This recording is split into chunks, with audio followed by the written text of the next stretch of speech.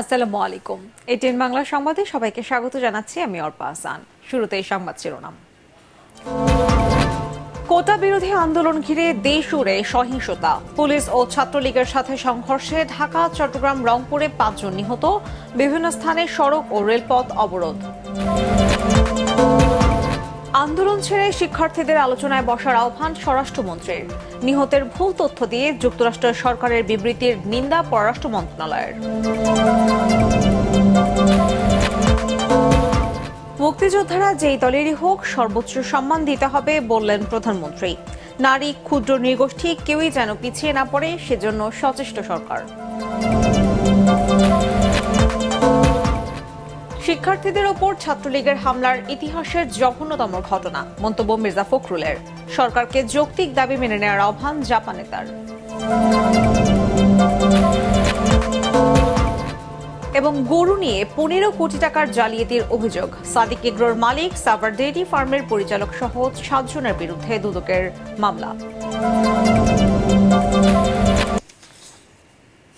শুনছিলেন সংবাদ শিরোনাম, এবারে বিস্তারিত।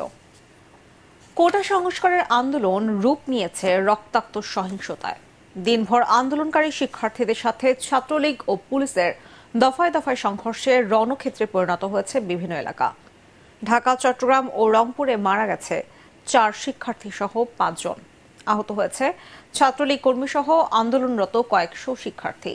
শিক্ষার্থীদের ওপর হামলার প্রতিবাদ ও কোটা সংস্কারের দাবিতে বিভিন্ন জেলায় সড়ক, মহাসড়ক ও রেলপথ অবরোধ করা হয়েছে। এতে রাজধানীর সাথে অনেক এলাকার যোগাযোগ বিচ্ছিন্ন রয়েছে। পরিস্থিতি নিয়ন্ত্রণে ঢাকা, চট্টগ্রাম, রাজশাহী ও বগুড়ায় বিজিবি মোতায়েন করেছে সরকার। প্রতিনিধিদের পাঠানো তথ্য ও চিত্রে আরও জানাচ্ছেন আসিফুর রহমান সাগর। কোটা সংস্কারের দাবিতে চট্টগ্রামে আন্দোলনরত শিক্ষার্থীদের সাথে ছাত্রলীগ ও যুবলীগের সংঘর্ষে মহানগরীর মুরাদপুরে গুলি ও ছুরিকাঘাতে নিহত হয়েছেন 3 জন। এর মধ্যে চট্টগ্রাম কলেজের ছাত্রদলের সহসভাপতি ওয়াসিম আকরাম ছুরিকাঘাতে নিহত হন, আর গুলিবিদ্ধ হয়ে মারা যান ফার্নিচার দোকানের এক কর্মচারী। অপর একজনের পরিচয় এখনো জানা যায়নি। আমরা যখন ক্যাম্পাস থেকে বাইরে হচ্ছে, আমাদের ইট পার্কেল মারতেছে, আমার এখানে মারতেছে কাঁচের বোতল, আমার হাত পুরো কাটে গেছে। সন্ত্রাসীরা ছুরির আঘাতে ওয়াসিম আকরামকে আহত করার পরে আমরা যখন ওকে মেডিকেলে নিয়ে আসি, মেডিকেল কর্তৃপক্ষ ওকে ইন্তেকাল ঘোষণা করে। এদিকে চট্টগ্রাম বিশ্ববিদ্যালয়ের শাটল ট্রেন চলাচল বন্ধ করে সকাল থেকে সড়ক ও রেল লাইন অবরোধ করে রাখে শিক্ষার্থীরা। চট্টগ্রামের সীতাকুণ্ডে সড়ক ও রেল লাইন অবরোধ করে আন্তর্জাতিক ইসলামী বিশ্ববিদ্যালয়ের শিক্ষার্থীরা। বিকালে অবরোধ তুলে নিলে চট্টগ্রামের সাথে রেল ও যান চলাচল শুরু হয়। রংপুরে বেগম রোকেয়া বিশ্ববিদ্যালয় ক্যাম্পাসে কোটা বিরোধী শিক্ষার্থীদের সাথে পুলিশের সংঘর্ষে আবু সাইদ নামে এক শিক্ষার্থীর মৃত্যু হয়েছে। পরিস্থিতি নিয়ন্ত্রণে লাঠিচার্জ, টিয়ার শেল ও রাবার বুলেট ছোঁড়ে পুলিশ। এই ঘটনায় সাংবাদিক সহ অন্তত 10 জন আহত হয়েছে। জাহাঙ্গীরনগর বিশ্ববিদ্যালয়ে ঢাকা আরিচা মহাসড়ক অবরোধ করেছে শিক্ষার্থীরা। এ সময় সাভার ও আশুলিয়ার বিভিন্ন বেসরকারি বিশ্ববিদ্যালয় ও কলেজের শিক্ষার্থীরাও অবরোধে যোগ দেয়। মঙ্গলবার রাত 2টার দিকে জাহাঙ্গীরনগর বিশ্ববিদ্যালয়ের উপাচার্যের বাসভবনে আন্দোলনরত শিক্ষার্থীদের উপর হামলা করে বিশ্ববিদ্যালয়ের শাখা ছাত্রলীগের নেতাকর্মীরা। এতে পুলিশ, সাধারণ শিক্ষার্থী, শিক্ষক ও ছাত্রলীগের নেতাকর্মী সহ আহত হয় অন্তত 100 জন। এদিকে ঠাকুরগাঁওয়ে শিক্ষার্থীদের সাথে পুলিশের সংঘর্ষ ঘটে। পরিস্থিতি নিয়ন্ত্রণে টিয়ার শেল ও রাবার বুলেট ছোঁড়ে পুলিশ। খুলনা নগরীর বিভিন্ন স্থানে শিক্ষার্থীরা সড়ক অবরোধ করে যান চলাচল বন্ধ করে দেয়। সকাল 10:30টায় বিভিন্ন কলেজের শিক্ষার্থীরা নগরীর নতুন রাস্তার মোড়ে খুলনা যশোর মহাসড়ক অবরোধ করে। ময়মনসিংহ নগরীর টাউন হল মোড়েও সড়ক অবরোধ করেছে শিক্ষার্থীরা। পাশাপাশি নগরীর আনন্দভবন কলেজের শিক্ষার্থী সহ বিভিন্ন কলেজের শিক্ষার্থীরা বিক্ষোভ করেছে। বগুড়া সরকারি আজিজুল হক কলেজে কোটা বিরোধী আন্দোলনে ঢাকা রংপুর মহাসড়ক অবরোধের পর ককটেল বিস্ফোরণের ঘটনা ঘটেছে। এতে 4 শিক্ষার্থী আহত হন। এছাড়াও ঝালকাঠি, যশোর, কিশোরগঞ্জ, রাঙামাটি, টাঙ্গাইল ও রাজশাহীতে বিক্ষোভ মিছিল ও সড়ক অবরোধ করে কোটা বিরোধী আন্দোলনরত শিক্ষার্থীরা। আসিফুর রহমান সাগর, এটিএন বাংলা। এদিকে কোটা সংস্কারের আন্দোলনকে ঘিরে অচল অবস্থা তৈরি হয়েছে রাজধানীতে। ঢাকা বিশ্ববিদ্যালয়ের সায়েন্স ল্যাব, নতুন বাজার সহ মহানগরীর কয়েকটি স্থানে ঘটেছে সংঘর্ষের ঘটনা। বিভিন্ন স্থানে বিক্ষোভকারীদের সাথে দফায় দফায় সংঘর্ষ হয় ছাত্রলীগ নেতাকর্মীদের। নিহত হয়েছে এক শিক্ষার্থী, আহত হয়েছে অন্তত 70 জন। মহাখালীতে রেল যোগাযোগ বন্ধ করে দেয় আন্দোলনকারীরা। এতে চরম ভোগান্তিতে পড়ে মানুষ। মনির হোসেন তপুর রিপোর্টে বিস্তারিত।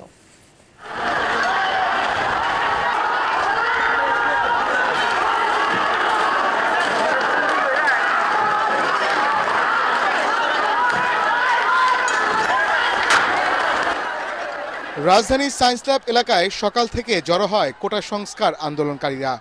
তাদের সাথে ঢাকা কলেজ ছাত্রলীগের নেতাকর্মীদের দফায় দফায় সংঘর্ষের ঘটনা ঘটেছে। এতে আহত হয় কয়েকজন।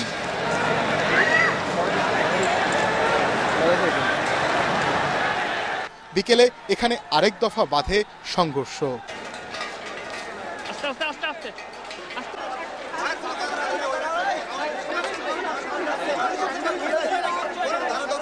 গুলি ককটেল ফুটাইতেছে আমাদের উপরে, গুলি করতেছে, টিয়ার শেল ছুটতেছে, টিয়ার শেল। রডটার মধ্যে বুলেটটা লাগছে, লাগার পর আমার গায়ে লাগছে। হ্যাঁ, এখন এই যে বুলেটটা আমার হাতে এখন আছে, যেহেতু রডে বাড়ি খেয়ে আমার গায়ে লাগছে, ভিতরে ঢুকতে পারে না। কাদের উপরে নির্যাতন করছেন? আমাদের ছাত্র সমাজের নিরীহ ভাইদের উপরে। এদিকে ঢাকা বিশ্ববিদ্যালয় ক্যাম্পাসেও উত্তেজনা ছড়িয়ে পড়ে। আন্দোলনের পক্ষে বিপক্ষদের ধাওয়া পাল্টা ধাওয়ায় থমথমে অবস্থা পুরো এলাকায়। চানখারপুল এলাকায় বিকেলের দিকে সংঘর্ষের ঘটনা ঘটেছে। আন্দোলনকারীদের উপর হামলার প্রতিবাদে মহানগরীর বেশিরভাগ বেসরকারি বিশ্ববিদ্যালয়ের শিক্ষার্থীরা বিক্ষোভ করে। ধানমন্ডি 27, উত্তরা, আজমপুর, বেড়িবাঁধ, মেরুলবাড্ডা সহ গুরুত্বপূর্ণ এলাকায় সড়ক অবরোধ করে আন্দোলন করে শিক্ষার্থীরা। আমরা প্রত্যেকটা স্টুডেন্ট আমাদের মুভমেন্টে বসে আছি, কারো সাহস নেই স্টুডেন্টদেরকে দমায় না। আমরা কোটা বাতিল চাই না, আমরা চাই কোটা সংস্কার হোক। এবং শিক্ষার্থীরা সাধারণভাবে যে আন্দোলন চালাতে চাচ্ছে, এই আন্দোলনটা সাধারণভাবে চলতে থাকবে। এদিকে মহাখালীতে ট্রেন চলাচল বন্ধ করে দিয়ে অবরোধ করে শিক্ষার্থীরা। এতে রেল যোগাযোগ বন্ধ হয়ে যায়। উত্তরায় এক্সপ্রেসওয়ে চলাচল বন্ধ করে দেয় শিক্ষার্থীরা। এতে নির্ধারিত ফ্লাইট ধরতে পারেননি অনেকেই। মনির হোসেন তপু, ATN বাংলা, ঢাকা। দর্শক, এই মুহূর্তে কেন্দ্রীয় শহীদ মিনারের সামনে অবস্থান নিয়ে বিক্ষোভ করছেন বৈষম্য বিরোধী ছাত্র আন্দোলন শিক্ষার্থীরা। সেখানে আছেন সহকর্মী মাজহারুল হক মুহাজির। চলে যাচ্ছি তার কাছে। মুহাজির, শিক্ষার্থীদের সবশেষ আন্দোলনের খবর আমাদেরকে জানান। এবং আমরা কিছুক্ষণ আগে যেরকমটা দেখেছি যে বিভিন্ন সড়ক আটকে রাখা হচ্ছে এবং সারা দেশের সাথে ঢাকার রেল যোগাযোগ বন্ধ। বর্তমানে এখন কি গাড়ি ঘোড়া চলাচল করতে পারছে কিনা, কি দেখছেন?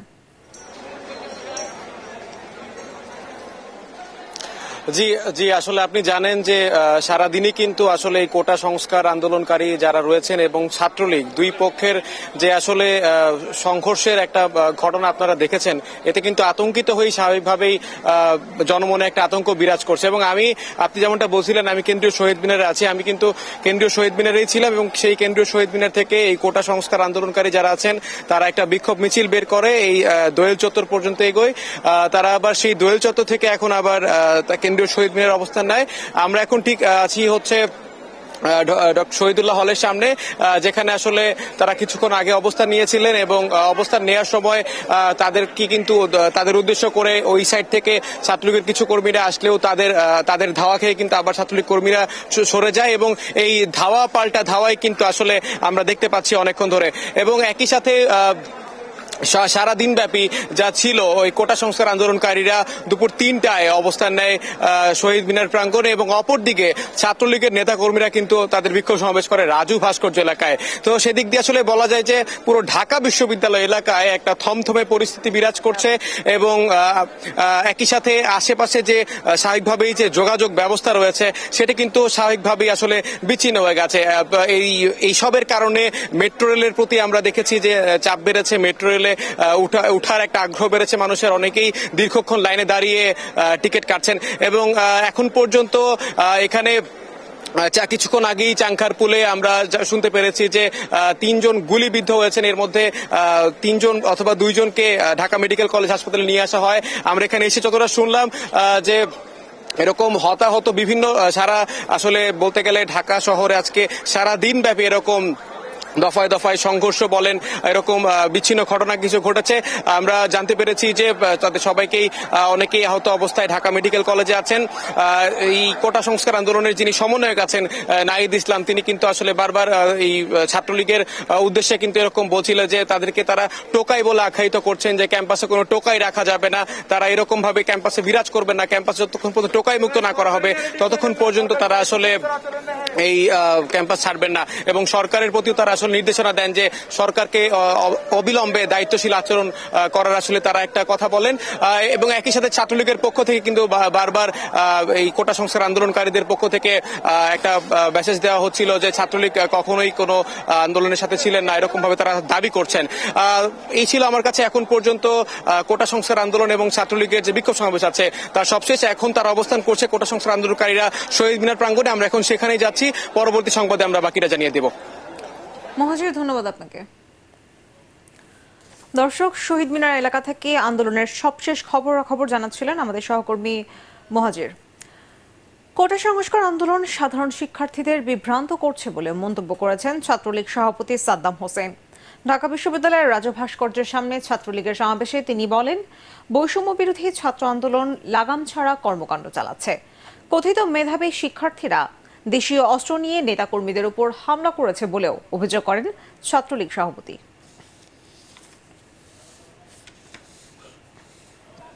নিয়োগ প্রক্রিয়ায় কোনো ধরনের কোনো কোটা ঠিক এই মুহূর্তে নেই। তাহলে কিসের জন্য এই টেনে হিসেবে আন্দোলনকে লম্বা করা? তাহলে কিসের জন্য আন্দোলনকে প্রলম্বিত করা?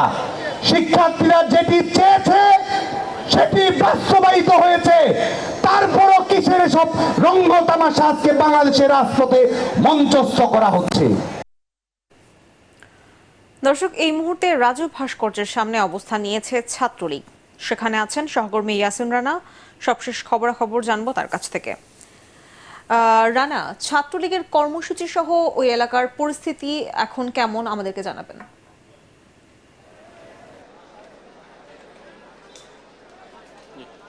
অর্পা, ধন্যবাদ আপনাকে। আপনি জানেন সকাল থেকেই এই শাহবাগ থেকে শুরু করে রাজু ভাস্কর্য টিএসসি এলাকাতে ছাত্রলীগ অবস্থান নিয়েছে। ঢাকা কেন্দ্রীয় ছাত্রলীগের পাশাপাশি ঢাকা বিশ্ববিদ্যালয় ছাত্রলীগ, ঢাকা মহানগর উত্তর দক্ষিণ, ঢাকা কলেজ, তিতুমির কলেজ ছাত্রলীগের নেতাকর্মীরা এই এলাকাটিতে অবস্থান নিয়েছেন, এখন পর্যন্ত অবস্থান করছেন। এছাড়া ঢাকা বিশ্ববিদ্যালয়ের সাবেক ছাত্র, বর্তমান আওয়ামী লীগ নেতা, যুবলীগ কিংবা অন্য কোনো স্বেচ্ছাসেবক লীগের নেতারাও সকাল থেকে দুপুর পর্যন্ত এখানে অবস্থান করেছিলেন। আপনাকে যে বিষয়টা জানিয়ে রাখছি, ছাত্রলীগের পক্ষ থেকে বারবার বলা হচ্ছে যে কোটা সংস্কার আন্দোলনের নামে বৈষম্য বিরোধী ছাত্র আন্দোলন যে ধরনের অপতৎপরতা চালাচ্ছে সেটির বিপক্ষে ছাত্রলীগ অবস্থান নিয়েছে। ছাত্রলীগের পক্ষ থেকে আরো বলা হচ্ছে কোটা সংস্কারের যেই দাবিটি সেইটির পক্ষে ছাত্রলীগ বরাবরই সাধারণ ছাত্রদের পাশেই ছিল। এই সাধারণ ছাত্রদের সাথে বিভিন্ন সময় কথা বলার মাধ্যমে কোটা সংস্কারের কিভাবে যৌক্তিক সংস্কার করা যায় সেই বিষয়ে কিন্তু কথা বলেছেন। গত রোববার প্রধানমন্ত্রী শেখ হাসিনার বক্তব্যের পরে সাধারণ যে আন্দোলনকারীরা তাদের যে বক্তব্য ছিল তারা নিজেদেরকে রাজাকার বলে বিভিন্নভাবে উপস্থাপন করার চেষ্টা করছেন। এরপর থেকে ছাত্রলীগের সেই সাধারণ অবস্থান তারা পরিবর্তন করেছেন, সেই আন্দোলনকারীদের বিপক্ষে অবস্থান নিয়েছেন এবং এই যে আন্দোলনের নামে অপতৎপরতা চালানো হচ্ছে ছাত্রলীগ সেটির থেকে স্বাধীনতা বিরোধী অপতৎপরতা হিসেবে উল্লেখ করে তাদের বিরুদ্ধে অবস্থান নিয়েছেন।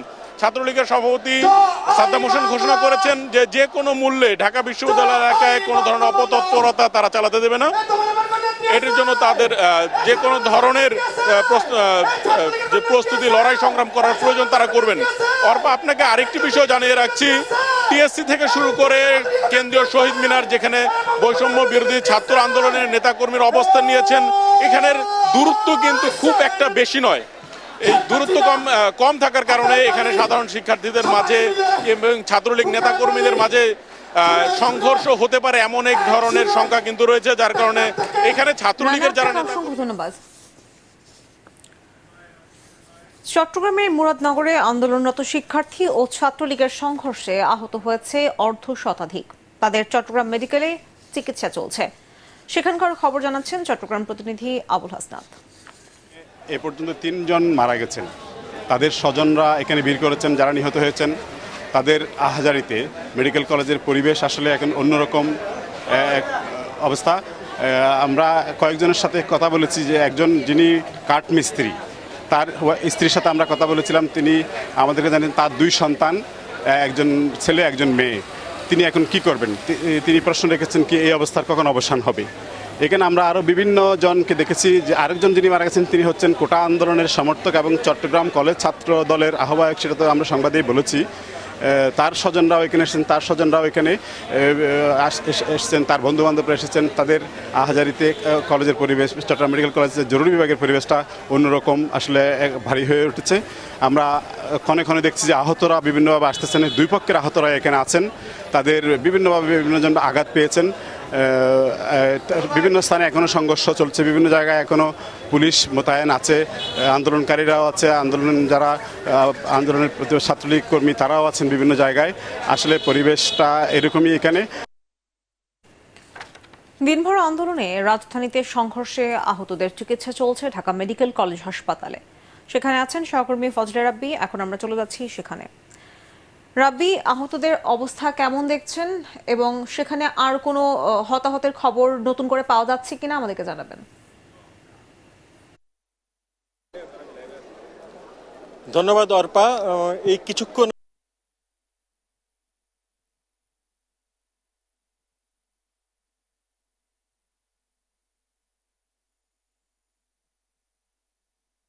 মৃত ঘোষণা হসপিটালে নিয়ে যাওয়া হয়। সেখান থেকে অ্যাম্বুলেন্সে করে এখানে আনার পরে গুরুতর আহত অবস্থায় ছিল, তাকে মৃত ঘোষণা করা হয়। তার পরিচয় আমরা এখন পর্যন্ত নিশ্চিত হতে পারিনি, পুলিশ কিংবা হসপিটাল কর্তৃপক্ষ নিশ্চিত হতে পারেনি। এর আগে বিকেল 5টার দিকে আরেকজন ঢাকা কলেজের সামনে এই সংঘর্ষের ঘটনায় মারা যায়। অর্থাৎ ঢাকা মেডিকেল কলেজে এই নিয়ে আহতের সংঘর্ষের ঘটনায় মোট 2 জন মারা গেল। এছাড়া গুলিবিদ্ধ রয়েছেন এই হসপিটালে 5 জন। আর এই 5 জনের পরিচয় এখন পর্যন্ত কে কোন দিক থেকে এসছেন, আসলে হাসপাতালে আপনি জানেন যে জরুরি বিভাগ থেকে বিভিন্ন দিকে বিভিন্ন পর্যায়ে তথ্য বের করতে হচ্ছে এবং এখান থেকে কেউই সেইভাবে তথ্য আমাদেরকে দিচ্ছেন না। আর ওয়ার্ডে বিভিন্ন ক্যাজুয়ালিটিস ডিপার্টমেন্টে আমরা খোঁজ করে সব মিলিয়ে যতটুকু জানতে পেরেছি যে মোট 104 জন এই হাসপাতালে আহত অবস্থায় এসেছেন এবং কারো 2-1 কয়েকজনকে হচ্ছে গিয়ে প্রাথমিক চিকিৎসা দিয়ে ছেড়ে দেওয়া হয়েছে। বাকি কয়েকজন অন্তত 5 থেকে 7 জনের অবস্থা আশঙ্কাজনক বলে আমরা জানতে পেরেছি। আর কিছুক্ষণ পরপরই হাসপাতালে বিভিন্ন রাজধানীর বিভিন্ন জায়গায় যে সংঘর্ষের ঘটনা ঘটছে সেখান থেকে এই হাসপাতালে আসছেন আহত অবস্থায়। কিছুক্ষণ আগেই আরেকজন যেমন আসলেন, বিভিন্ন পথচারীরা কিংবা সিএনজি ড্রাইভাররাও তাদেরকে নিয়ে আসছেন, একজনকে নিয়ে আসছেন গুরুতর আহত অবস্থায়। তা বোঝাই যাচ্ছিল তাকে লাঠির আঘাতে তাকে। রাব্বি, আপনাকে ধন্যবাদ। দর্শক, ঢাকা মেডিকেল কলেজ হাসপাতাল থেকে আহতদের বর্তমান অবস্থা জানাচ্ছিলেন আমাদের সহকর্মী রাব্বি। পুলিশ ও ছাত্রলীগের সাথে শিক্ষার্থীদের সংঘর্ষে রণক্ষেত্রে পরিণত হয়েছে রংপুরের লালবাগ মোড়। সেখানকার সবশেষ খবর জানাচ্ছেন প্রতিনিধি মাহবুবুল ইসলাম। আজকে সারাদিনই বেগম রোকেয়া বিশ্ববিদ্যালয় চত্বর ছিল অগ্নিগর্ভ এবং এখানে আজকে কোটা আন্দোলনকারী এবং পুলিশের মধ্যে যে সংঘর্ষ হয়েছে, সংঘর্ষে পুলিশের রাবার বুলেট এবং কাঁদানে গ্যাস নিক্ষেপের ফলে আবু সাইদ নামে বেগম রোকেয়া বিশ্ববিদ্যালয়ের ইংরেজি বিভাগের একজন ছাত্র নিহত হয়েছে এবং আহত হয়েছে অন্তত 10 থেকে 15 জন, তাদের মধ্যে বেশ কয়েকজন সাংবাদিকও রয়েছে। এদিকে আজকে বেগম রোকেয়া বিশ্ববিদ্যালয় এবং পার্শ্ববর্তী এলাকা পুরোটা দিনই ছিল উত্তেজনাপূর্ণ এবং বেশ কিছু ঘটনা ঘটেছে। বিক্ষুব্ধ ছাত্ররা আজকে সময় টেলিভিশনের 2 জন সাংবাদিক এবং একজন ফটো সাংবাদিককে ব্যাপক প্রহার করেছে এবং তাদের ক্যামেরা ভাঙচুর করেছে। অন্যান্য কয়েকটি স্থানেও সাংবাদিকরা আক্রান্ত হয়েছেন এবং তাদের বেশ কয়েকজনকে বিশ্ববিদ্যালয় এলাকা থেকে বের হতে বাধা দেওয়া হয়। আন্দোলন ছেড়ে শিক্ষার্থীদের আলোচনায় বসার আহ্বান জানিয়েছেন স্বরাষ্ট্রমন্ত্রী আসাদুজ্জামান খান কামাল। সচিবালয়ের সাংবাদিকদের ব্রিফিংয়ে তিনি দাবি করেন, সোমবার কোটা বিরোধী আন্দোলনের সংঘর্ষে কোনো শিক্ষার্থী মারা যায়নি। এদিকে কোটা সংস্কার ইস্যুকে বিএনপি রাজনৈতিক আন্দোলনে পরিণত করার চক্রান্ত করছে বলে মন্তব্য করেছেন আওয়ামী লীগ সাধারণ সম্পাদক ওবায়দুল কাদের। বিস্তারিত জানাচ্ছেন সৈয়দ রিয়াজ। ধানমন্ডিতে দলীয় সভাপতির রাজনৈতিক কার্যালয়ে আয়োজিত সংবাদ সম্মেলনে আওয়ামী লীগ সাধারণ সম্পাদক কথা বলেন সমসাময়িক বিষয় নিয়ে। আদালতের রায় বল প্রয়োগের মাধ্যমে পরিবর্তন করার চেষ্টা হচ্ছে।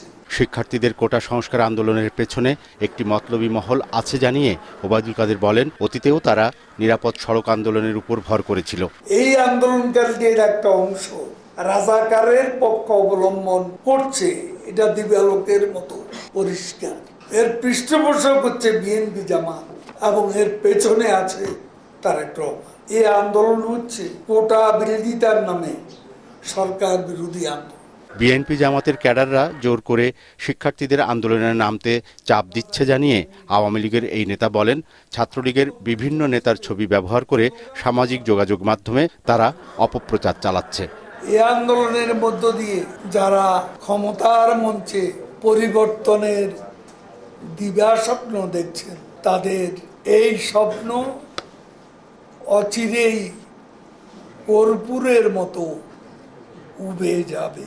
আন্দোলনের নামে মহান মুক্তিযুদ্ধের চেতনার কোনো প্রকার অবমাননা আমরা বেঁচে থাকতে সহ্য করব। এদিকে সচিবালয়ে নিজের দপ্তরে সাংবাদিকদের সাথে ব্রিফিংয়ে স্বরাষ্ট্রমন্ত্রী আন্দোলন ছেড়ে শিক্ষার্থীদের আলোচনায় বসার আহ্বান জানান। তারা যদি ভাঙচুর করে, তারা যদি কেউর পরামর্শে, কেউর নেতৃত্বে ধ্বংসাত্মক করে, তাহলে আমরা কিন্তু তাদেরকে কেউকে আমরা ছাড় দেব না। দেশের শান্তি শৃঙ্খলা রক্ষায় সময়মতো সব ধরনের ব্যবস্থা নেওয়া হবে বলেও সতর্ক করেন ক্ষমতাসীন দলের নেতারা। সৈয়দ রিয়াজ, এটিএন বাংলা, ঢাকা। কোটা আন্দোলন নিয়ে প্রধানমন্ত্রীর বক্তব্য বিকৃত করে যারা রাজাকারের পক্ষে স্লোগান দিয়েছে তাদের চিহ্নিত করা হচ্ছে বলে জানিয়েছেন পররাষ্ট্রমন্ত্রী ডক্টর হাসান মাহমুদ। রাজধানীর তেজগাঁওয়ে ঢাকা জেলা আওয়ামী লীগ আয়োজিত সভায় তিনি বলেন, শিক্ষার্থীদের কর্মসূচি আদালত অবমাননা, অসাংবিধানিক এবং মুক্তিযুদ্ধের চেতনায় চপেটাঘাত।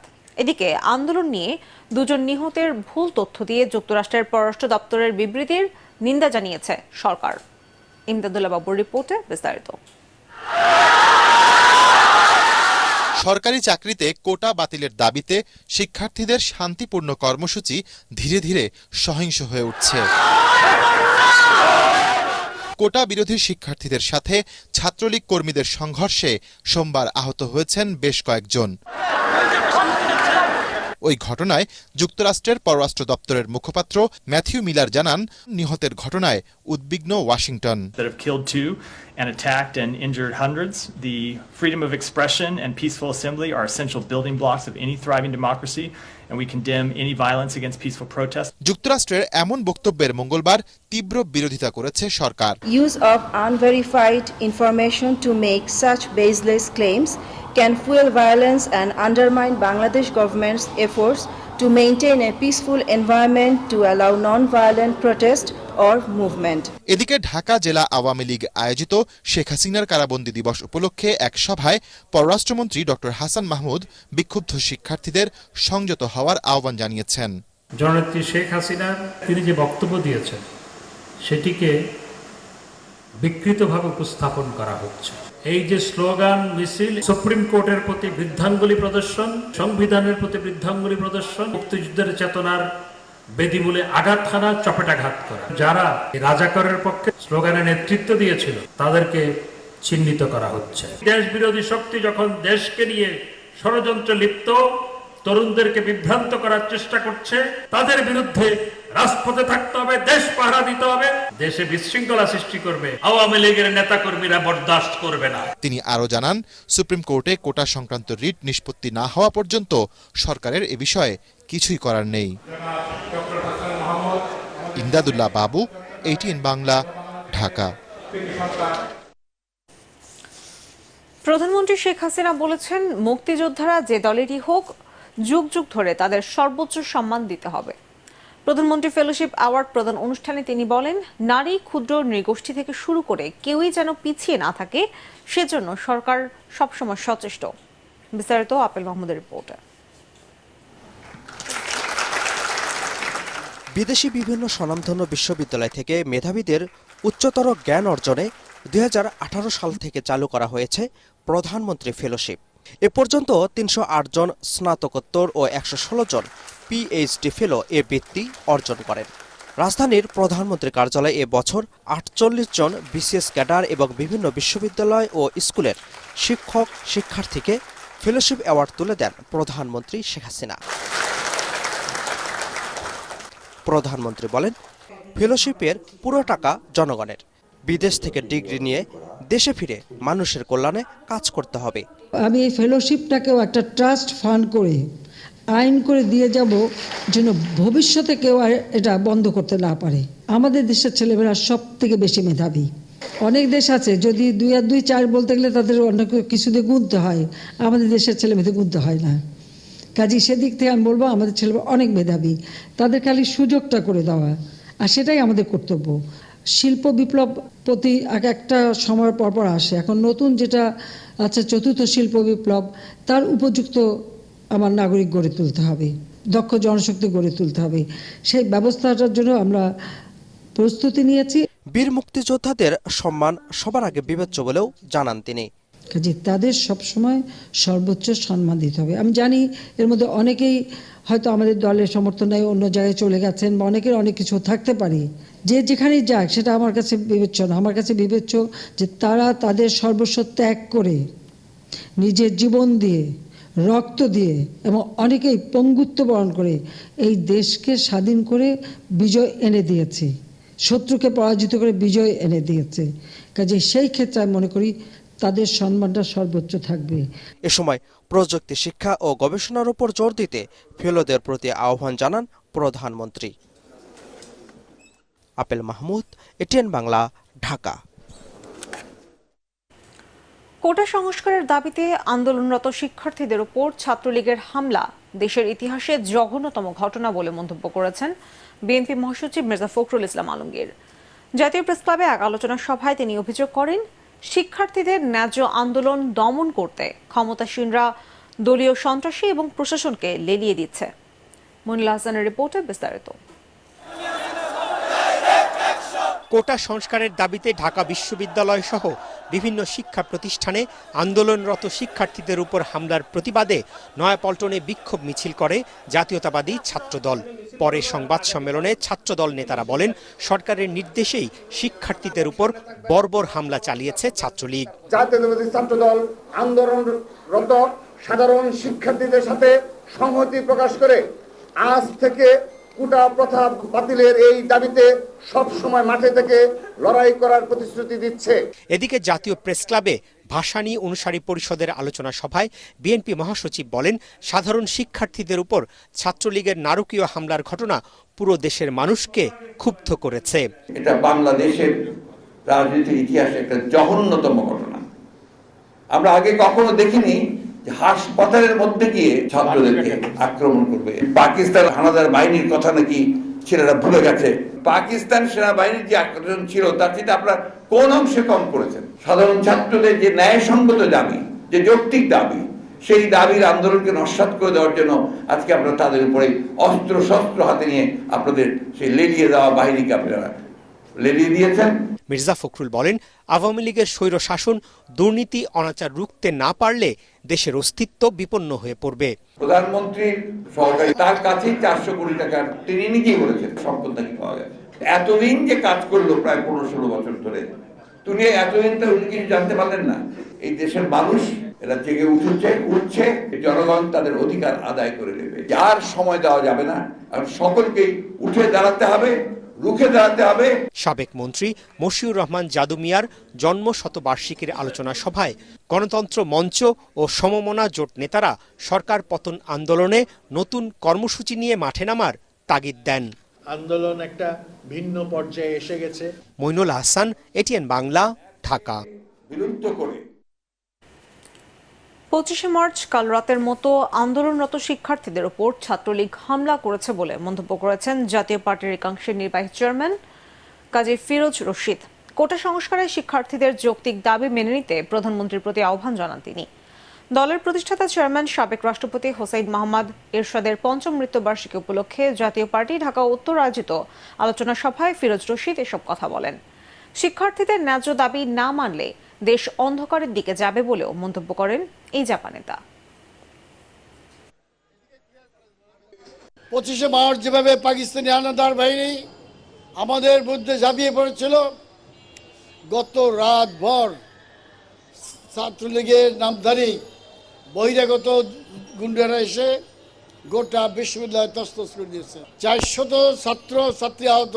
কালকে পিস্তল দিয়ে গুলি করেছেন, টুটি রাইফেল দিয়ে গুলি করেছেন, হকি স্টিক দিয়ে, চাপাতি দিয়ে কুপিয়ে এবং হলে ঢুকে আমার বোনদের যেভাবে অত্যাচার করেছেন, ওই পাকিস্তানের 25 মার্চের কথা আমরা স্মরণ করে দিই।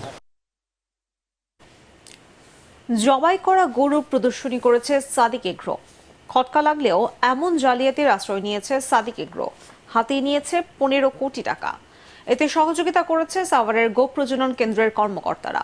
জালিয়াতির অভিযোগে সাদিক এগ্রোর মালিক, গোপ প্রজনন কেন্দ্রের পরিচালক সহ 7 জনের বিরুদ্ধে মামলা করেছে দুদক। রিপোর্টে জানাচ্ছেন মাহবুব কবির চাপল।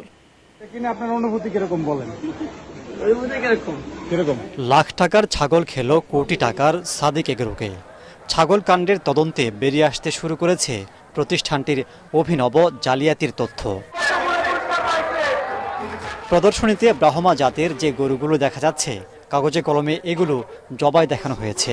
2021 সালে যুক্তরাষ্ট্র থেকে বিমানে ব্রাহ্মা জাতের 18টি গরু আনার পর অনুমোদন না থাকায় সেগুলো পাঠানো হয় সাভার গোপ প্রজনন কেন্দ্র ও দুগ্ধ খামারে, যার পরিচর্যায় প্রতি মাসে খরচ দেখানো হয় প্রায় 4 লাখ টাকা।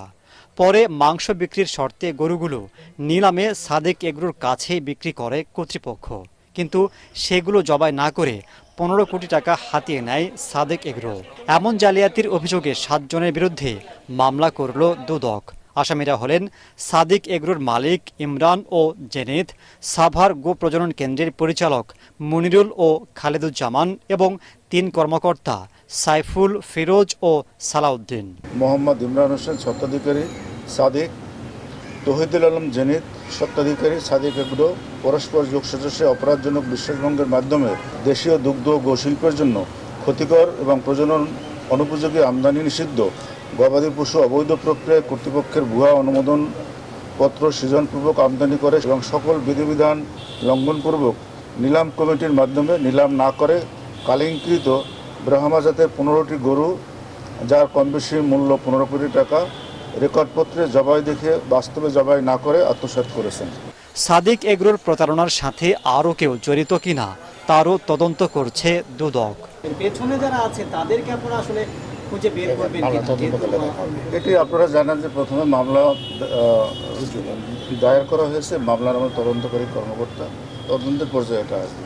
তদন্ত কর্মকর্তারা চাইলে আসামিদের গ্রেফতার করতে পারবেন বলে জানান দুদকের মহাপরিচালক। মাহবুব কবির চপল, এটিএন বাংলা, ঢাকা। অনলাইন ভিত্তিক 10 মিনিট স্কুলের প্রতিষ্ঠাতা 10 মিনিট স্কুলের 5 কোটি টাকা বিনিয়োগ প্রস্তাব বাতিল করেছে স্টার্টআপ বাংলাদেশ। 10 মিনিট স্কুলের প্রতিষ্ঠাতা আয়মান সাদিক কোটার বিরুদ্ধে স্ট্যাটাস দেয় এমন সিদ্ধান্তের কথা জানান তথ্য ও যোগাযোগ প্রযুক্তি প্রতিমন্ত্রী জুনায়েদ আহমেদ পলক। সচিবালয়ে বিএসআরএফ সংলাপে তিনি বলেন, মুক্তিযুদ্ধের চেতনা বিরোধীদের সাথে কাজ করবে না সরকার। সোনার বাংলায় রূপান্তরিত করার জন্য যে কেন আমরা 10 মিনিট স্কুলের এই বিনিয়োগ প্রস্তাবটা বাতিল করলাম, কেউ যদি কোনো মুক্তিযুদ্ধের চেতনার বিরুদ্ধে কোনো মতামত বা অবস্থান নেয়, অবশ্যই আমাদের তো কথা আছে যে দুর্জন বিদ্বান হইলেও পরিত্যাজ্য। স্বাস্থ্য অধিদপ্তরের দেয়া রোগীর নির্ভুল তথ্য ডেঙ্গু নিয়ন্ত্রণ কার্যক্রম আরও সহজ করবে বলে জানিয়েছেন ঢাকা দক্ষিণ সিটি কর্পোরেশনের মেয়র শেখ ফজলি নূর তাপস। অধিদপ্তরের দেয়া ভুল তথ্য মশক নিধন কার্যক্রমের প্রধান বাধা বলেও জানান তিনি। নগর ভবনে মাঠ পর্যায়ে মশক নিয়ন্ত্রণ কার্যক্রম তদারকি ও সমন্বয়ে কেন্দ্রীয় নিয়ন্ত্রণ কক্ষের উদ্বোধন করে মেয়র এসব কথা বলেন। গত বছরের তুলনায় এবার ডেঙ্গু পরিস্থিতি নিয়ন্ত্রণে রয়েছে জানিয়ে তিনি বলেন, ডেঙ্গু রোগের তথ্য নিয়ে মৌসুম জুড়ে ঢাকার সব ওয়ার্ডে মশা নিধন কার্যক্রম চালানো হবে। কয়েক বছরের অভিজ্ঞতা ও বিশেষজ্ঞদের মতামতের ভিত্তিতে কর্মপরিকল্পনা সাজানোর কথা বলেন টিএসসিসি মেয়র শেখ ফজলি নূর তাপস। এটা একটি পূর্ণ মৌসুম এডিস মশার। এই পূর্ণ মৌসুমে আমরা নিয়ন্ত্রণ রাখতে সক্ষম হয়েছি। আমরা সঠিক তথ্যগুলো না পাই তাহলে কালক্ষেপণ হয়, সময় অনেক বেশি যায়, সঠিক ঠিকানাটা আমরা অনেক সময় আমরা পাই না, খুঁজে পাই না। কাজটি আরও দুরূহ হয়ে পড়ে কাজটি আরো কষ্টদায়ক হয়ে পড়ে এবং সুফল তাকে তখন সঠিকভাবে আমরা ঢাকাবাসীকে দিতে পারি না। এবারে আল আরফা ইসলামী ব্যাংক অর্থ সংবাদ।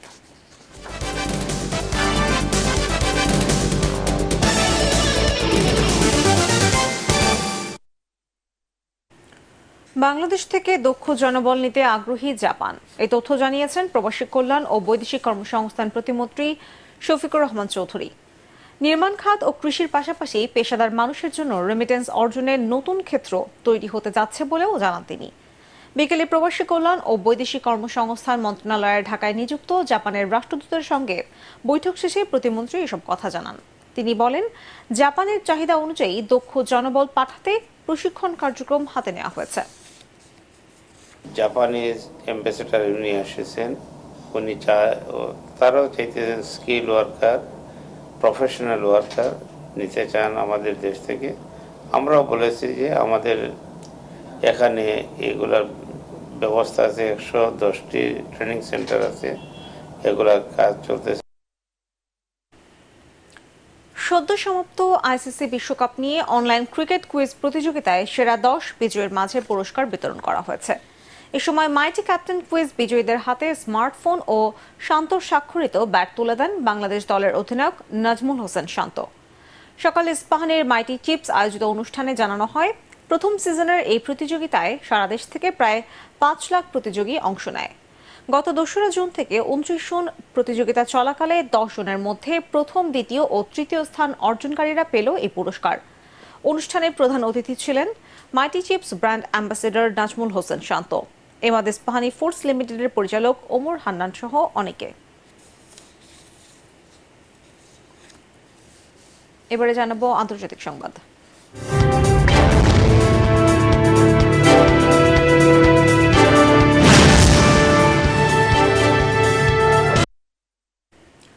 মানবাধিকার লঙ্ঘনের অভিযোগে ইসরায়েলের 5 নাগরিক ও 3টি সংস্থার উপর নিষেধাজ্ঞা জারি করেছে ইউরোপীয় ইউনিয়ন।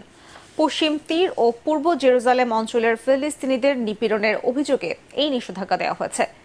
এক বিবৃতিতে এসব তথ্য জানিয়েছে ইউর প্রশাসনিক বিভাগ ইউরোপিয়ান কমিশন। নিষেধাজ্ঞার আওতায় আনা 5 ইসরায়েলি নাগরিকের সবার নাম প্রকাশ করেনি কমিশন। তবে যেই 5 ইসরায়েলি নাগরিকের উপর নিষেধাজ্ঞা জারি হয়েছে তাদের মধ্যে 2টি সংস্থার প্রধান নির্বাহী বেনজিয়ন গোপস্টেইন এবং ইসাশচার মান্নে রয়েছেন। ইসাশচার মান্নে একটি স্থানীয় পত্রিকার প্রধান নির্বাহী, আর সংস্থাগুলো হল তিজাভ 9, লেহাভা অর্গানাইজেশন এবং অপর একটি সংস্থা।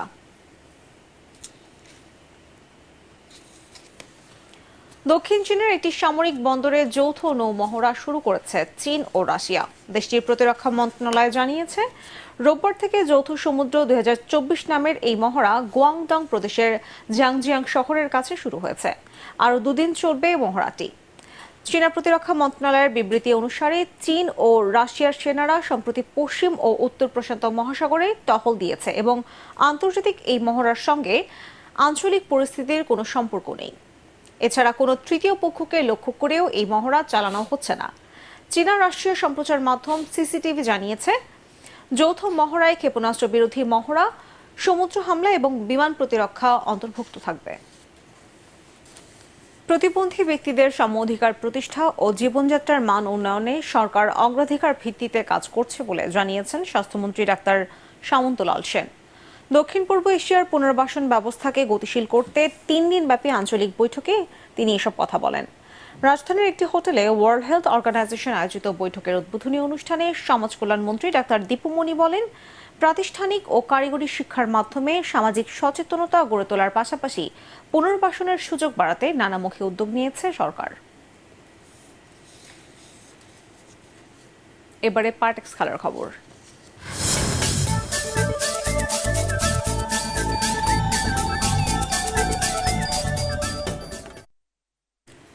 এশিয়া কাপে অংশ নিতে শ্রীলঙ্কার উদ্দেশ্যে ঢাকা ছেড়েছে বাংলাদেশ নারী ক্রিকেট দল। আগামী 19 জুলাই থেকে 8 দল নিয়ে শুরু হবে এই টুর্নামেন্ট। দেশের মাটিতে নারী টি-20 বিশ্বকাপের আগে এই প্রতিযোগিতাকে প্রস্তুতি হিসেবে দেখছে টাইগ্রেসরা। অধিনায়ক নিগার সুলতানা জ্যোতি বলেন, তাদের লক্ষ্য সেমিফাইনাল খেলা। এ সময় তিনি বলেন, এশিয়া কাপ মেয়েদের ক্রিকেটের জন্য অন্যরকম একটি আবেগের জায়গা। 2018 সালের এই টুর্নামেন্টে জয়ের পর বাংলাদেশের মেয়েদের ক্রিকেটে বড় রেভলিউশন হয়েছে। সেই ধারাই ধরে রাখতে চায় তারা।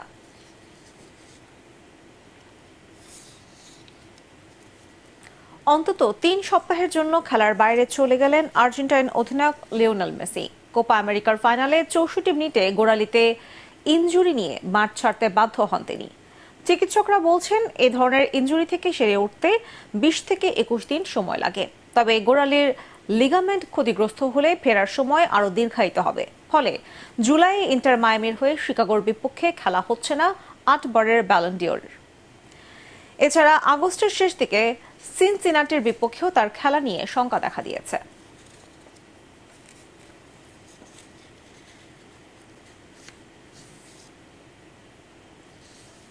শেষ করার আগে সংবাদ শিরোনাম আরেকবার। কোটা বিরোধী আন্দোলন ঘিরে দেশজুড়ে সহিংসতা, পুলিশ ও ছাত্রলীগের সাথে সংঘর্ষে ঢাকা, চট্টগ্রাম, রংপুরে 6 জন নিহত। বিভিন্ন স্থানে সড়ক ও রেলপথ অবরোধ। আন্দোলন ছেড়ে শিক্ষার্থীদের আলোচনায় বসার আহ্বান স্বরাষ্ট্রমন্ত্রীর। নিহতের ভুল তথ্য দিয়ে যুক্তরাষ্ট্র সরকারের বিবৃতির নিন্দা পররাষ্ট্র মন্ত্রণালয়ের। মুক্তিযোদ্ধারা যে দলেরই হোক সর্বোচ্চ সম্মান দিতে হবে বললেন প্রধানমন্ত্রী। নারী, ক্ষুদ্র নৃগোষ্ঠী কেউই যেন পিছিয়ে না পড়ে সেজন্য সচেষ্ট সরকার।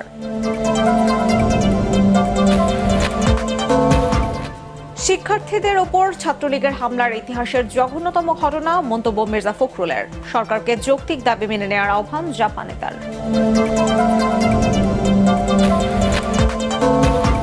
এবং গরু নিয়ে 15 কোটি টাকার জালিয়াতির অভিযোগ। সাদিক এগ্রোর মালিক, সাভার ডেইরি ফার্মের পরিচালক সহ 7 জনের বিরুদ্ধে দুদকের মামলা।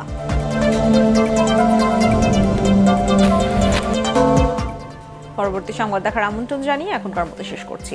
ATN বাংলা সংবাদ ইউটিউবে দেখতে ব্রাউজ করুন youtube/ATN বাংলা নিউজ। ধন্যবাদ সবাইকে।